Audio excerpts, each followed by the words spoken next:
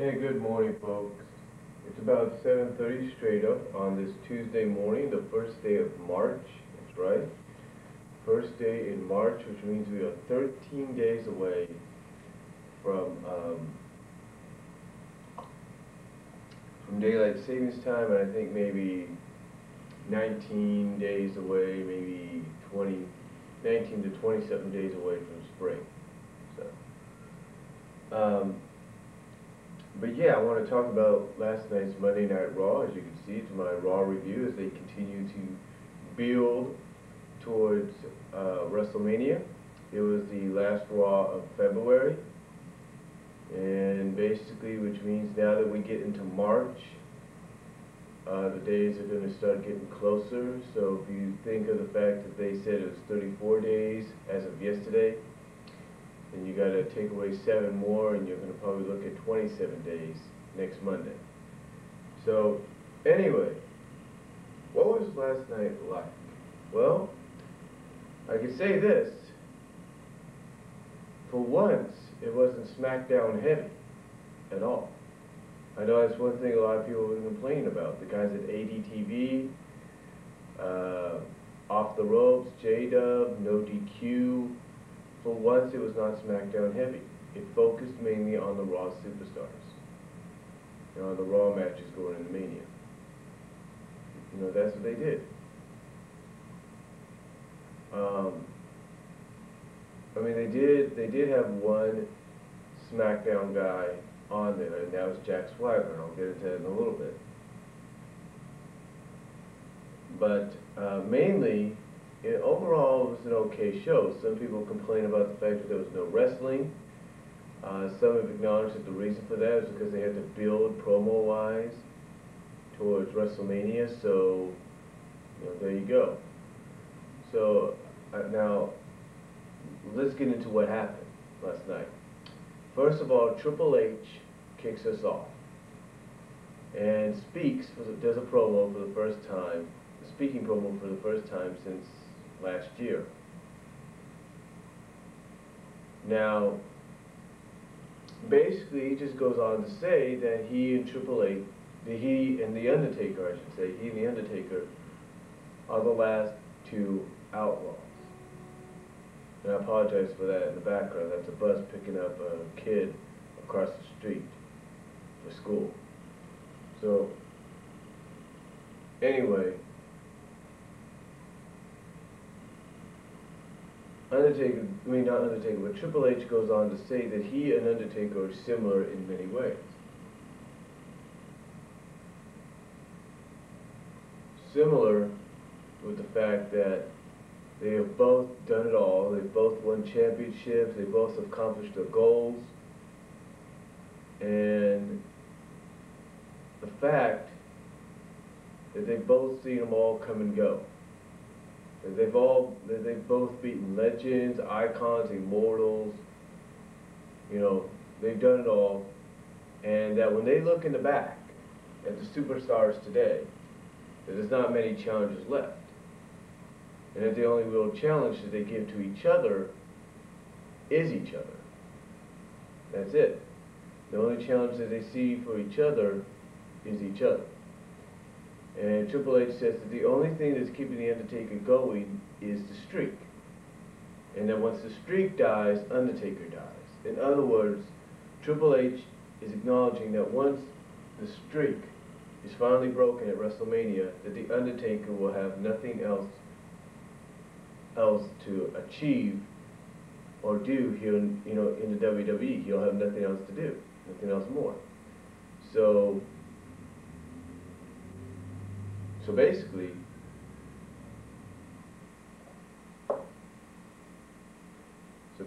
Undertaker is only living day by day by the streak, or year by year by the streak. And like I said, according to Triple H, from what he said in this promo, that if Undertaker loses and the streak is broken at Mania, then, you know, that's it for Undertaker. He's done. You know, Triple H said the same thing. He said the only thing that's left for me to accomplish and add to my accolades is the streak, is breaking the streak. You know, because, you know, let's face facts, he's right about one thing. He and The Undertaker have done it all. Undertaker's won the Royal Rumble. Undertaker's been a multiple-time champion, WWE champion, world champion, tag champion. You know, the guy's done it all. Same with Triple H. Triple H has won every title there. Maybe The Undertaker didn't win as many titles as The Undertaker.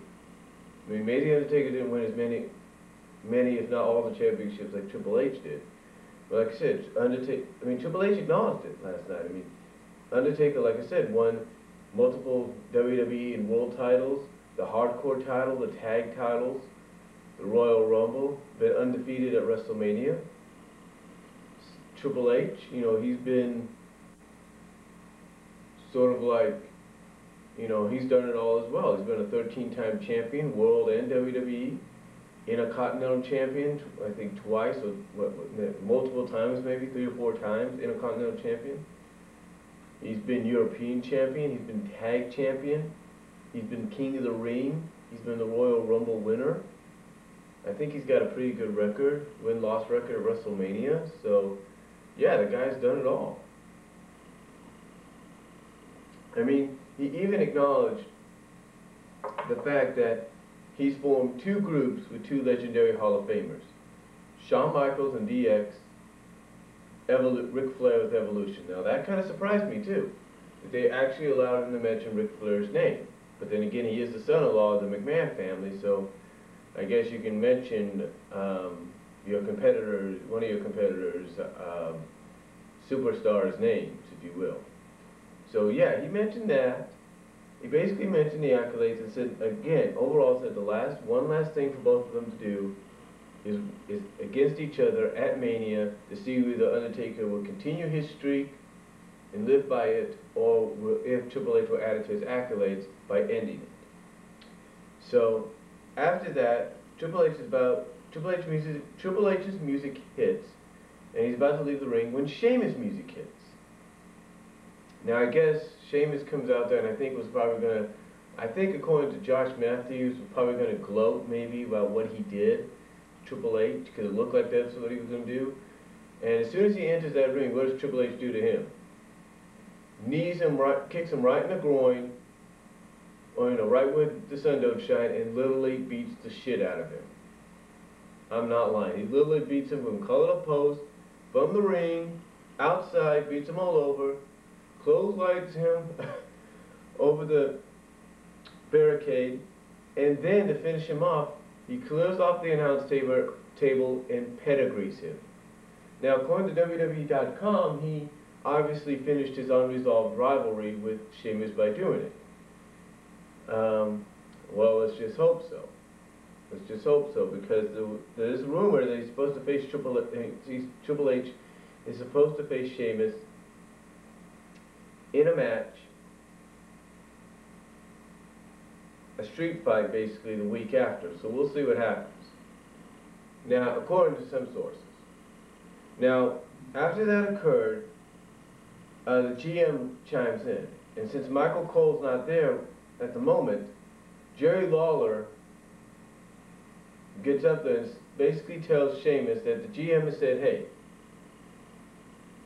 you know, what just happened to you at the hands of Triple H is not my problem. You're still going to have your match, and it's going to be against this guy. And who comes out? But Evan Bourne. That's right, Evan Bourne makes his return last night, and because Sheamus was in not 100% condition, got the win over Sheamus. So yeah, Evan Bourne returns with the win, and I guess they're going to start pushing him once again towards upper mid-card, maybe mid-main event status, I'm not really sure. Well, after that, we get another in-ring promo, and it's Michael Cole. Michael Cole comes down, and basically he and Lawler have their confrontation in the ring. And Michael Cole says, hey, and Michael Cole again tells Lawler, hey, I was never intimidated, I don't back down. Basically, Michael Cole was basically trying to cover up the fact that he wasn't afraid of Lawler, he wasn't intimidated. So what does Michael Cole do? He says, again, no, I won't face you at WrestleMania, but that could change. In other words, Michael Cole basically tells Lawler, no, I will not face you at WrestleMania one-on-one, but I will face you if you accept two conditions. One, his trainer can be in his corner, and he gets to pick the special guest referee. So in other words, Michael's saying, hey, I'll face you, but you gotta let me have some advantages. So what does Michael Cole do? Well, he asked for this, he asked for these conditions, Lawler accepts, and Michael Cole brings out Jack Swagger. That's right, Jack Swagger was the only SmackDown star to come out last night as the trainer of Michael Cole. So what happens? We have a little confrontation. Michael Cole's kind of teasing and everything. Lawler that, hey, you can't touch me now. And here's what's funny.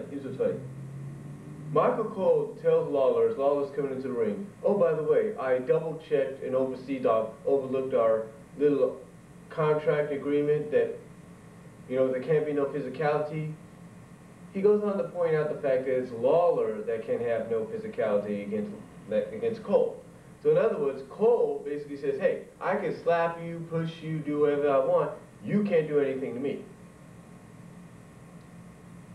So anyway, what happens is that he uses it, after he brings out Swagger as his trainer, he basically starts pushing and then slapping Lawler to the point that Lawler gets frustrated, wanting to get his hands on Cole, but Swagger stops him and puts him in the ankle lock, with Cole getting down on his belly, getting down as well, getting right in the face of Lawler while the ankle locks applied.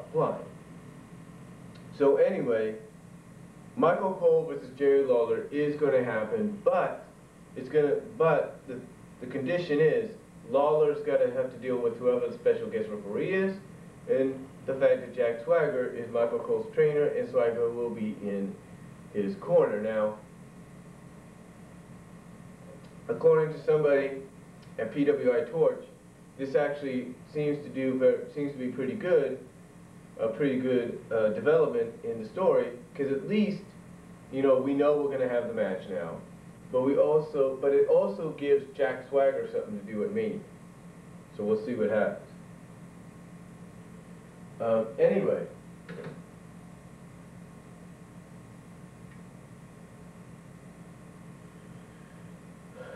Trying to make sure I don't miss nothing here.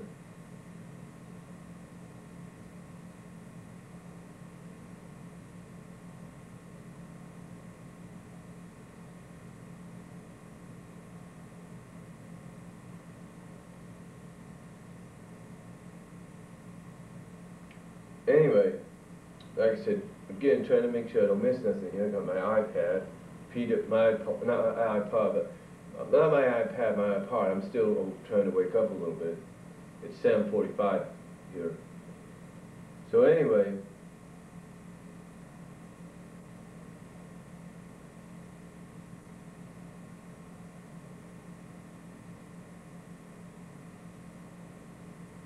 oh yeah, next thing we know, we have, okay, after that happens, we go to a break, we come back, Michael Cole is basically spraying, I guess, disinfectant on the headset he's got to use while working with Josh Matthews, because Lawler's got to go to the back, get his ankle checked, I guess. And so, anyway, we get Randy Orton in the ring. And Randy Orton explains that CM Punk was right about one thing, that he did make a mistake 2.5 years ago, and that mistake was not punting CM Punk in the head harder. So basically, and Randy basically does his promo where he says, when he does finally punt CM Punk in the head again, it's going to put him out permanently. So this leads to CM Punk and the new Nexus coming out. The Raw GM chimes in and says, you know what? The only way this is going to be resolved between you two is at WrestleMania in a match. Then what happens is something that a lot of people feel is probably a good build-up towards this match. They had the stipulation laid down going into this match between Punk and Orton at WrestleMania is that Punk can have the new Nexus in his corner if all of them, if not one of them, beats Randy Orton in the next few weeks. If Randy Orton beats them, they're not going to be able to show up at Mania. Punk's going to be on his own. Now, of course, anybody that's smart enough might realize that Punk will just use this opportunity, if it's just him, to have another new member show up. Anyway.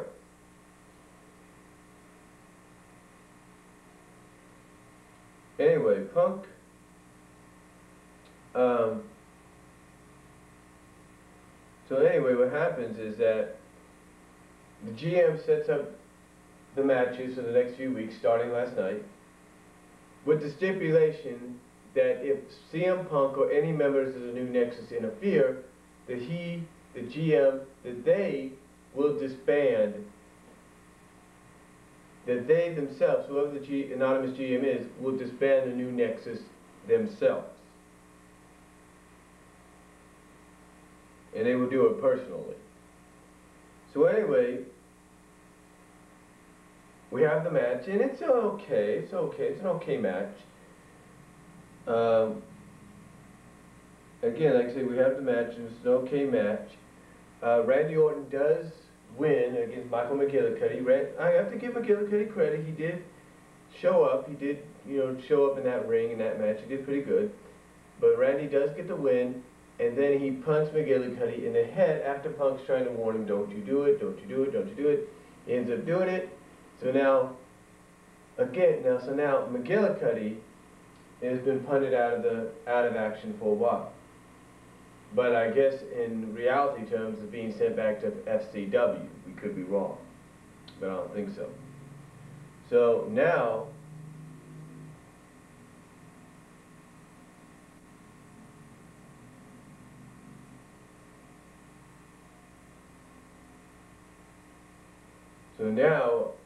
CM Punk has to hope one of the other two, Otunga or Ryan, wins. And if Punk ends up having anybody in his corner, it'll probably be Mason Ryan. I'm not really sure. But this kind of makes an interesting situation. Makes it really interesting. Because the rumored and planned Nexus core match may not happen if Nexus is not going to be allowed at Mania, or at least ban. Well, you get the idea. It's going to be very interesting. So anyway, after that, they talk about the fact that they go to a video where they talk about that Mystico, now known as Sin Cara, has signed with WWE. Now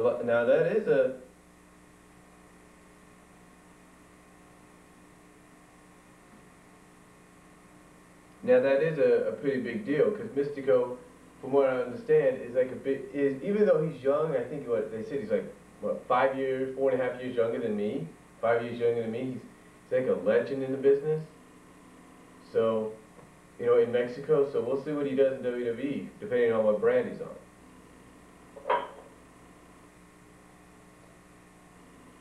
Anyway, after that,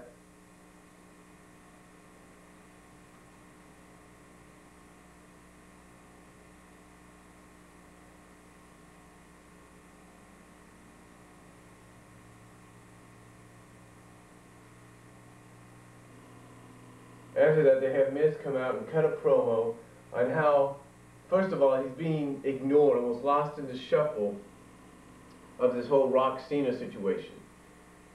And that he's almost like an afterthought. Well, he basically says,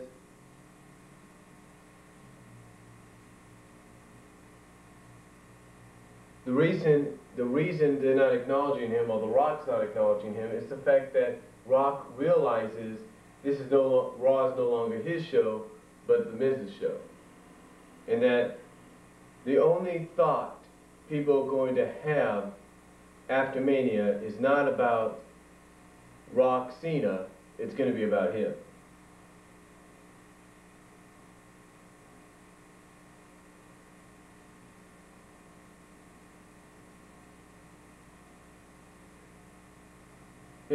And then he goes on to talk about his situation, his match, his rivalry with Cena, how he did win the tag titles, and how he lost, how he won the tag titles and how Cena lost them last week, and that's how he wanted it, and that,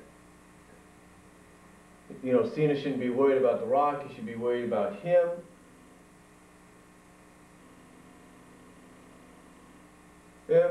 But he should be worried about him, and that basically he goes on to say, hey, if Cena and Rock don't want to concern themselves with me, basically saying, hey, you don't want to include me, you want to ignore me like I'm nothing, then hey, on the same night, I'm not just going to beat Cena to retain my title, but I'll beat The Rock. So that's basically what he says. And then after Alex Riley tries to get the crowd to get up and show respect, John Cena comes out with a yellow envelope that says doctor's note on it, saying it's legitimate. And basically what this leads to is John Cena is basically calling Miz out to be a man. You know, not to depend on somebody being in his corner at Mania. So what happens is that he challenges Alex Riley to a match. If he wins, Alex Riley is gone from Miz's employment. In other words, Riley's no longer an apprentice. But if Riley wins, then John Cena has to do something for The Miz that The Miz has been wanting, I guess, everybody to do, and that's acknowledge him as the greatest superstar of all time. Okay. Alright. Here's the thing there. Usually, here's the thing about this promo, well, I'll talk about this in a minute. So, I'll talk about that in just a second, but here's what happens. The match is made and accepted. The GM chimes in, says, okay, you want the match, fine, but I don't, basically the GM says, hey, I don't trust a word you say, Miz, even though I'm not saying your word isn't good. But we're going to make the match a steel cage. So, okay, they make the match a steel cage. Now, here's the thing about this promo, folks. When somebody, I mean, if you haven't been following wrestling as long as I have, as long as the people at Off the Ropes, No DQ, J-Dub, PWI Torch, if you have not been following wrestling as a fan, as long as I have, and as long as those guys have, then this obviously should tell you that Miz is going to lose at Mania. Big time. Unless, you know, like I said, it throws a curveball and they use Mania for the next step in Miz's career, but like I said, I think he's going to lose big time. Now, what would be a unique twist, though, is since Alex Riley got fired, one thing, we won't have to see him carrying around the briefcase no more, but who's to say that maybe in that briefcase he doesn't have a contract saying he can get into a match? You know what I'm saying?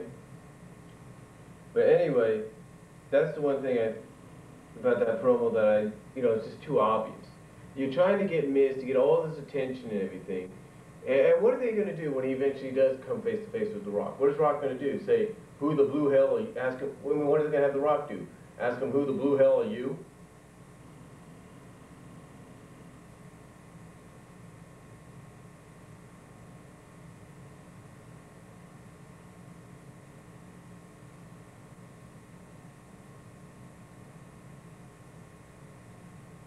Well, anyway, the next match we have is a Divas Battle Royal for the #1 contendership for the Divas title.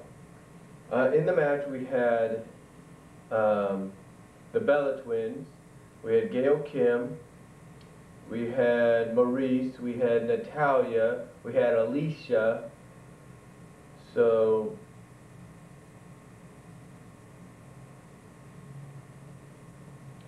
anyway, according to this person here at PWI Torch, it was the fastest Battle Royal, and I have to say it seemed to be the fastest Divas Battle Royal that I've seen, Diva-wise. But basically what happened is that the Bellas, I think it was Nikki Bella that got eliminated first, and as everybody else was being eliminated, it came down to Gail Kim and Brie Bella. Now what happened is that Gail Kim seemingly eliminated Brie Bella, but out from behind comes Nikki Bella, who got eliminated.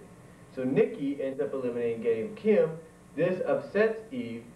Eve basically said, because she was on commentary, that this whole twin magic that the girls had been doing, even I guess even when they were baby faces, was nothing more than cheating, and that she's sick and tired of it. So basically, she tries to tell the ref, hey, you know, Gail won, not these two. You know, both of them eliminated, but that caused the Bellas to jump her from behind and attack her. So it looks like the Bellas, or at least according to WWE.com, Brie Bella is the #1 contender. Now, I will say this. I said this before in some previous videos. It seems to me that the Bellas are being turned into Raw's version of Lay Cool, but with a twist that they have the ability and the advantage to switch, you know. So that's the only thing. It looks like they're being turned into the Raw version of Lay Cool, which means, apparently, as we know, Lay Cool may end up being disbanded after a while. We'll see what happens. So, yeah. And, you know, another thing I think they're going to probably do, I mean, come on. You can't have, I mean, okay, let's face facts. Whether we want to admit it or not, Eve's very popular with the fans. And she is getting good in the ring. I mean, WWE is looking at Eve as one of the faces of the Divas division. As one of the top baby faces.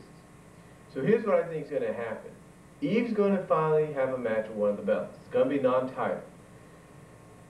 Either that, or the GM's going to chime in and say, hey, you guys are going to get your match, but the only way it's going to happen is if you guys wear different colored clothing. In other words, I got a feeling either Eve's going to have a match with one of the Bellas to where if she wins, they got to start dressing in different colored outfits to identify them.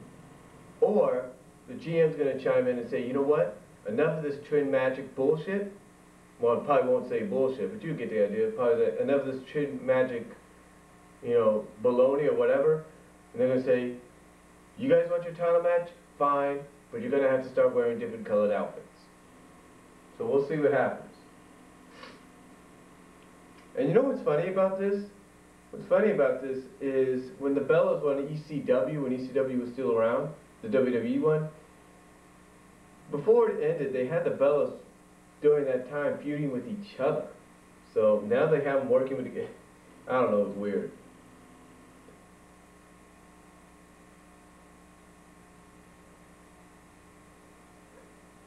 So anyway, the next thing we have is the promo via satellite from The Rock in his response to John Cena. And basically,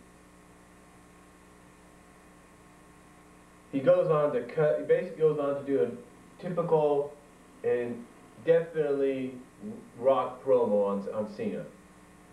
Basically making fun of the fact that Cena was doing a rap on him instead of just talking to him man to man. And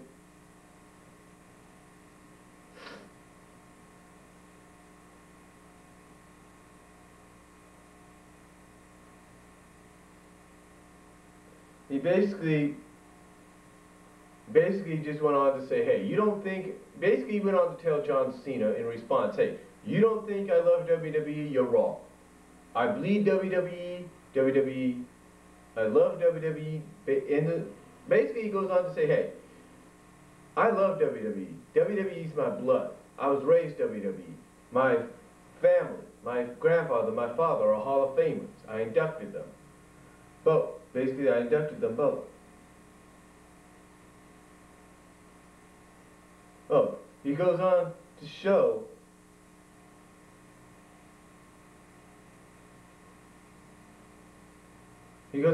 that in his house, he proudly displays all his championships that he won in WWE. And that what he did by going to Hollywood is that, you know, which was outside of WWE, he basically said that the whole thing about him going to Hollywood and not coming back to WWE was the fact that he had opened the door, he had kicked the door down and paved the way for superstars like John Cena to go do movies like they have, to go do these movies, to do things outside of WWE and show that they can be expanded on even more so. Basically, what Rock was saying was, hey, I paved the way for you guys, for guys like you, John, to go and make movies outside of WWE. In other words, telling John, hey, I paved the way for you guys to make movies not just with WWE films, but with other studios, non-WWE film studios.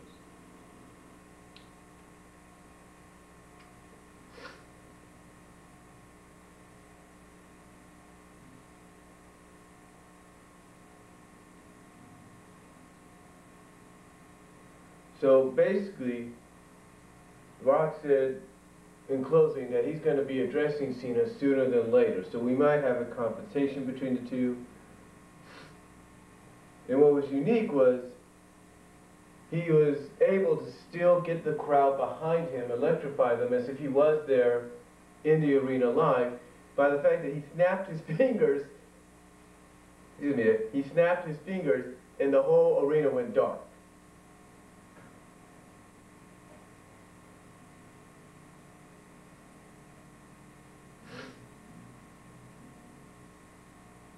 And that in closing, he says he's back to scratch an itch, and that John Cena better enjoy his fruity pebbles, you yabba dabba, and I couldn't even believe they did it. I addressed this in a video in my response to Jeff Meacham. I said that this is what they need to do. In fact, I even read on NoDQ.com that Canada TV rating system had it as TV 14, Monday Night Raw, but Rock was able to say the word bitch. Now remember what I said in my previous video. I said, yeah, words like bitch, shit, and fuck may be bleeped out, but they actually allowed The Rock to say bitch. I think because he said it so fast, they couldn't bleep it out. So yeah, he called him a yabba dabba bitch.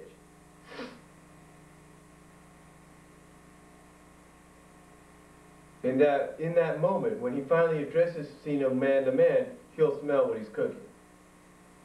So basically, this was about, according to this, about 8.5 minutes of a promo. And it was pretty good. It was pretty good.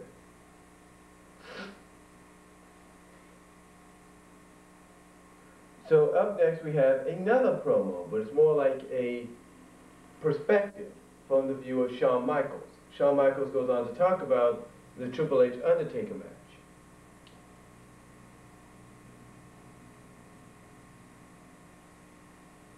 And that when he first heard about it, he was conflicted, because he knows them both very well. He's had matches with these guys very well.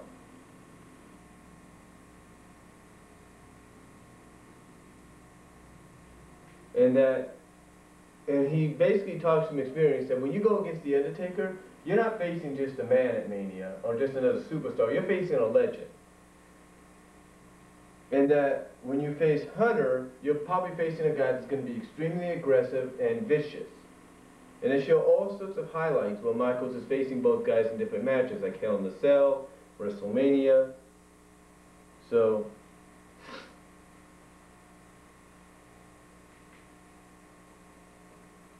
and he did go on to say that Hunter might be the only guy right now that'll be able to break the streak, but he doesn't know how he'll feel if and when Hunter Triple H breaks the streak at Mania, but he has acknowledged that he is pulling for his friend.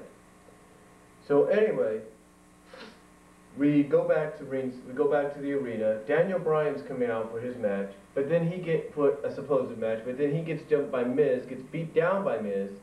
Miz says he can do this because he can, and that it's his show. He asked for the cage to be lowered because he's tired of rating. So here we go with the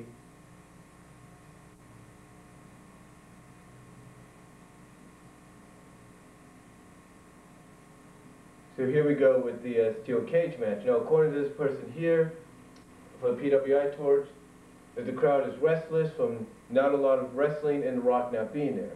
Now, they do plug the promo for Stone Cold to be at Raw next week. Now, that's going to be really interesting. Obviously, Stone Cold's there to help plug Tough Enough, but maybe there'll be more to it. So basically, Miz joins Michael Cole and Josh Matthews at ringside.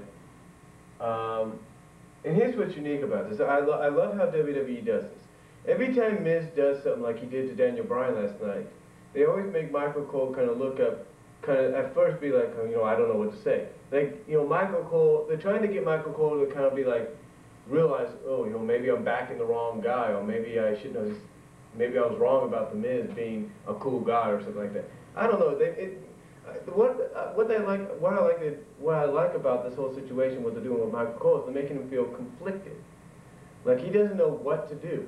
Like the guy he's best friends with, the guy he was old buddy, even on commentary for some, you know, during the main event last night, was, you know, he's not really sure, you know, if, you know, he really wants to be buddy with this guy, because this guy's like, you never know what side you're going to get. So anyway, they have the match, and Cena basically dominates the early portion of the match, basically the early to mid portion of the match. And here's what I like about this. Here's what I like. I'll give Miz credit on this. I love WWE letting Miz do this. Miz is basically acting like he, you know, he's such a big shot. He's a big celebrity deal, right? He's a big deal. Basically, they have Miz tweeting during the match on commentary, while he's on commentary. They have him taking a picture of John Cena They have a picture of him. They have him taking a picture of John Cena while Riley is pushing John Cena's face into the cage, and then sending it through Twitter.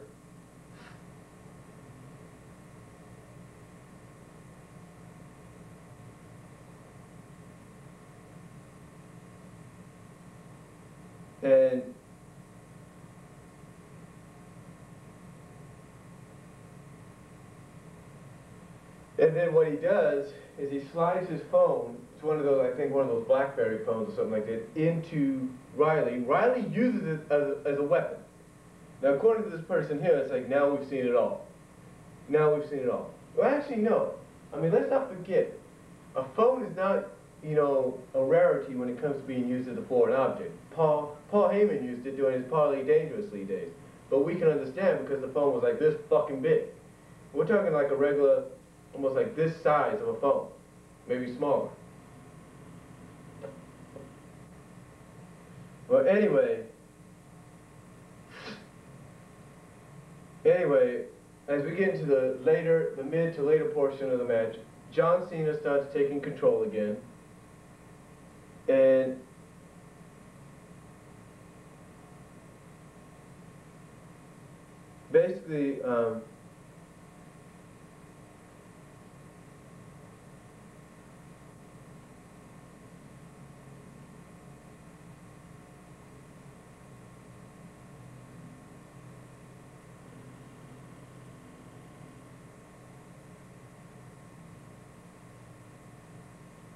basically, you know, John takes control of the match as we get towards the end of it, and it did run over. The time did run over.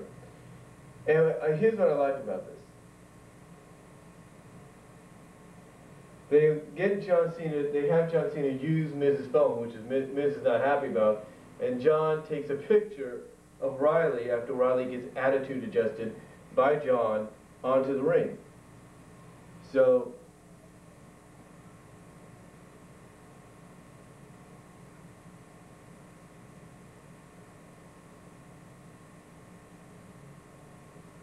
basically what happened is that after that occurred, John tried to escape through the door. Miz did his best to try to make sure it didn't happen, but Cena powered his way out and onto the floor to win the match, thus having Alex Riley lose his apprenticeship and employment to The Miz.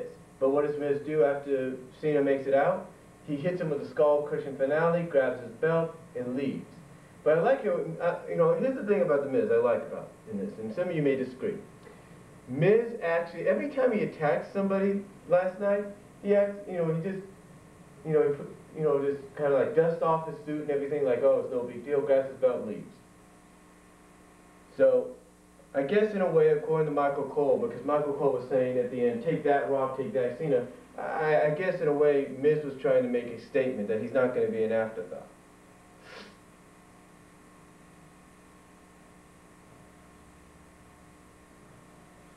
So, overall, Overall, it was a decent Raw, decent continuation to and build up towards WrestleMania. Unfortunately there was no video of the newest Hall of Fame inductee. There was supposed to be, but I guess because they had Rock overdo his promo time-wise, there was going to be no introduction except on WWE.com.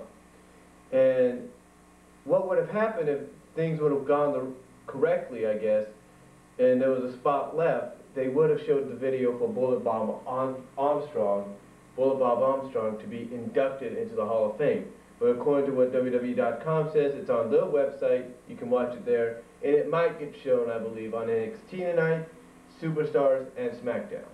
So, overall, Monday Night Raw was pretty good. I mean, I'll give it maybe a 7 out of 10. You know, it was pretty good, decent, you know, not that much wrestling, more promos, but you got to realize sometimes, you know, it isn't just wrestling that builds the storylines to a big event like Mania, it's also the promos. It's the exchange. The one thing I will admit, some of the things I liked about it was one thing I will say, I like the build-up they're doing with Randy and CM Punk for Mania. I like how they've added the stipulation that Randy has to beat all 3 members of the new Nexus so that he can get CM Punk by himself at Mania, because if not, then one, if not 2 members will be able to be in the corners of CM Punk at Mania.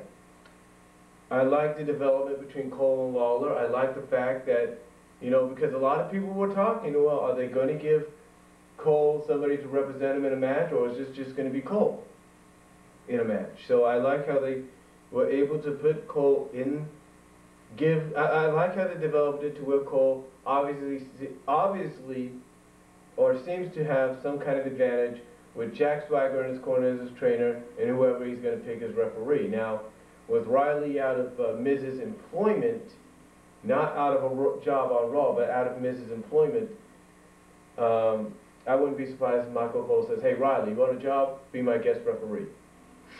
We'll see what happens. You know, I like that development. I know some people don't like it. This guy that reported on it last night said it was more like politicking and all that. But I like the exchange between Rock and Cena and even Miz.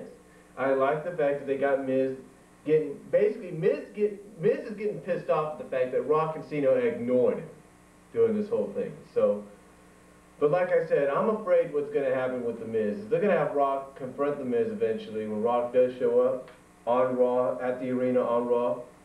And they're going to have, what I'm afraid they're going to do is they're going to let Rock ask that one question he always asks somebody, like say the Miz. They're going to have him ask, who the blue hell are you? And now, basically, according to some people, some people that have talked from experience, when The Rock asks somebody that question, that's almost like, that's almost like the acknowledgement that you can't be taken seriously. It's like, if The Rock doesn't know who you really are, but he does, then,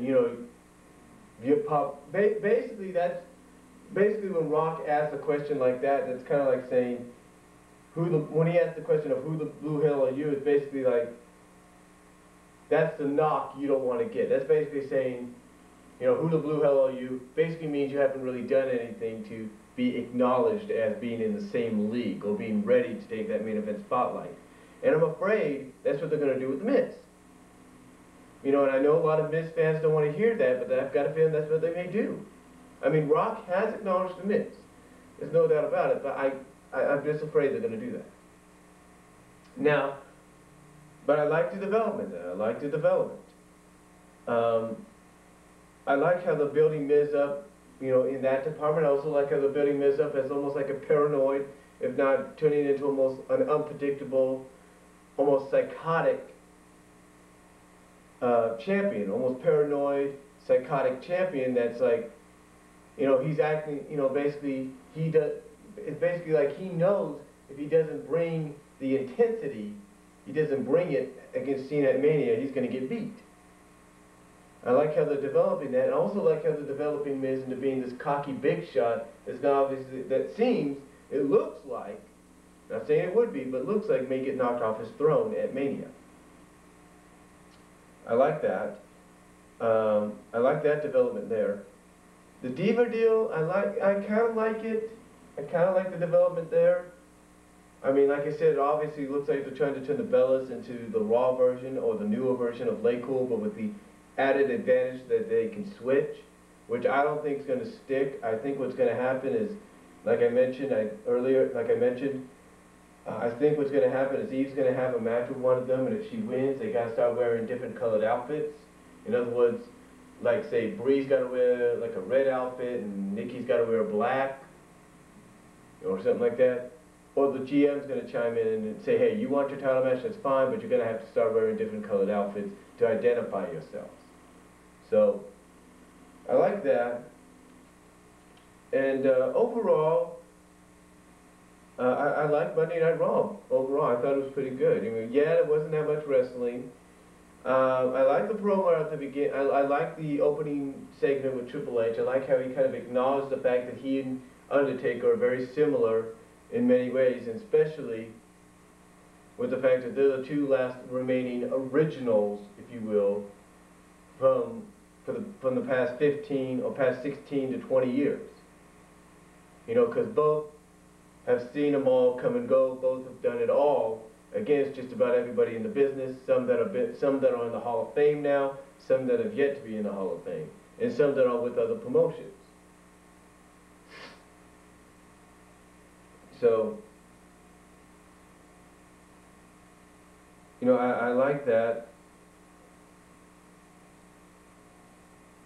I like how they have Shawn Michaels. You know, I know some people may say it's a waste of time, but I like how they had Shawn Michaels talk about, you know, kind of give his insight. Like, you know, yeah, he is pulling for his friend to win, but he's not sure how he's going to feel if Triple H ends up doing what he couldn't do for the past 2 years, and that's end the streak. He's not sure how he's going to feel.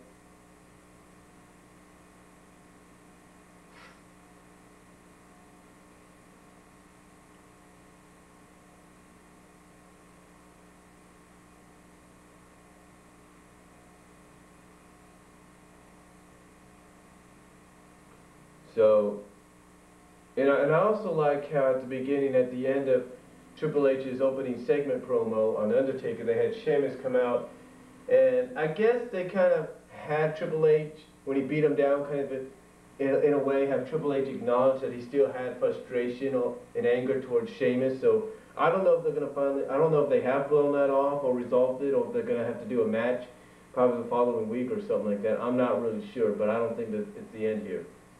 But overall, I thought some things were good, some things were bad. The lack of wrestling, I will agree, should have not happened, but you got to realize, like I say, promo-wise, they had to build towards WrestleMania, and I think that's what they did. I think they built towards WrestleMania. I think they did it. So, overall, decent show. Definitely, if you ever can catch it on YouTube, maybe on WWE.com, maybe download it somewhere, maybe watch the replays on one of the Spanish channels or Universal HD this week.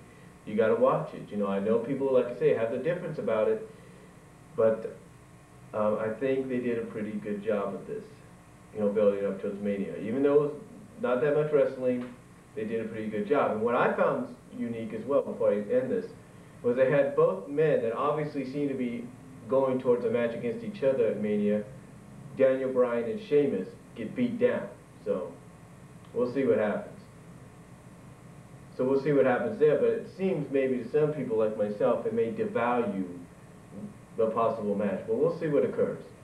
But overall, decent show, 7 out of 10. Tell me what you guys think, and I'll talk to you all later.